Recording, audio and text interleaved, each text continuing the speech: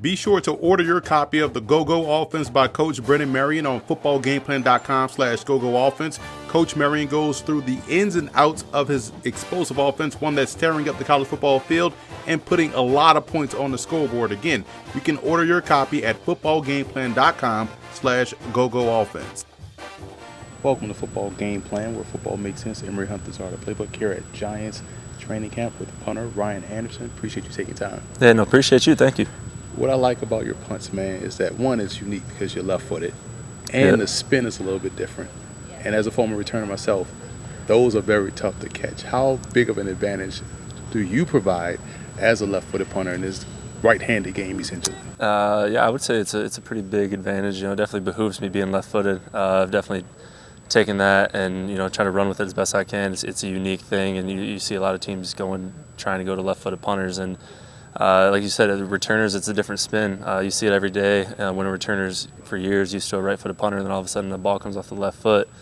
It spins differently. I don't know it as much because I'm not back there catching my own punts, but it definitely it looks different and it does some weird things. Now, as a rookie, it's tough for, let's say, the scouting process for you guys, because people just probably generally focus on hang time, yards per attempt. But scout the punter position for me, because a lot of what you guys do out here is mainly psyche and staying out of your own heads and being able to execute consistently. Yeah, no, I mean, consistency is definitely the name of the game. If I compare it to golf all the time, it's definitely a mental game, and those professional golfers, their psyche is insane. It's bar none, and it's hard to scout that, but at the same time, you can see it in a player. How they perform in games as opposed to practice, or how they handle adversity when they hit a bad punt, what happens in the next punt. You definitely want to look at that when you're scouting a punter and hang time, distance, all that. Those are the things that kind of stand out on paper, but the things that you can't see is the psyche that kind of coaches get to see over a long period of time, over camp. And for me, it's definitely something that I'm used to, just playing a different position in football my whole life, playing receiver, and then playing basketball, playing in big games there, playing college ball. I'm more of I just try to remain calm. Things are going to go wrong, and there's nothing I can do about it. Once it goes wrong, it's how I react to it. So I don't want to transition from things going wrong to your collegiate career at Rutgers, but it's kind of a natural transition when you're going from a program that has been on struggles, going through some struggles, but playing in that situation where, okay, we may be struggling as a unit, but I have to make sure my part is correct and tight. How you been able to maintain that focus there, and how had playing at Rutgers kind of helped prep you for this opportunity? Well, first off, being in that huge media market, just being in the Big Ten and being out east, this media market's insanely big, so that helped me from that side of things. But I kind of look at it as each person, 11 people on the field at one time, there's 11 jobs to do.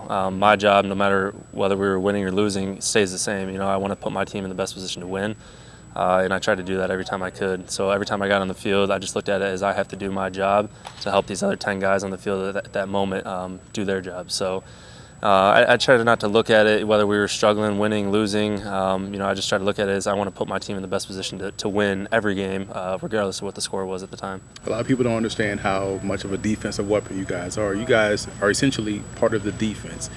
Do you have that defensive mindset of, when I'm out there, I have to make sure I put the offense in disadvantageous situations? So how do you take a defensive mindset and apply it to special teams? Yeah, I mean, I look at it as a punter, kind of like the mold between, the offense, they stalled out for whatever reason, and then, we're trying to help the defense get good field position. So I just try to, essentially be that glue, if you will. I use that loosely, but I just want to pin them back as much as possible, because the statistics show. I don't know all those statistics. Our coaches do, but the closer they are to their own end zone, or to our end zone, they have to go that far. So I just try to put them as far back as I can, and I definitely want to help the defense. Just like there's 10 other guys on the field when I'm on the field. There's 11 other guys that are about to come back out that I want to help them as well. So just trying to do my job. It goes back to just doing what I'm responsible to do. And final question for me: you are landing in a great situation here with the Giants and Coach Thomas McGahee, outstanding special team coordinator. How has he been beneficial to your progress so far as a pro player? Yeah, he's great. Honestly, Coach C-Mac, he's one of the best coaches I've ever been around. He's energetic. He's relatable. He's funny. At the same time, but he's been around. He knows the game in and out. He knows what it's like to, he's never punted, but he knows what it's like in our heads, how hard it is. And, he never is never lost on him. So he's helped me immensely, and I couldn't thank him enough. I couldn't thank this organization enough for everything they've done already.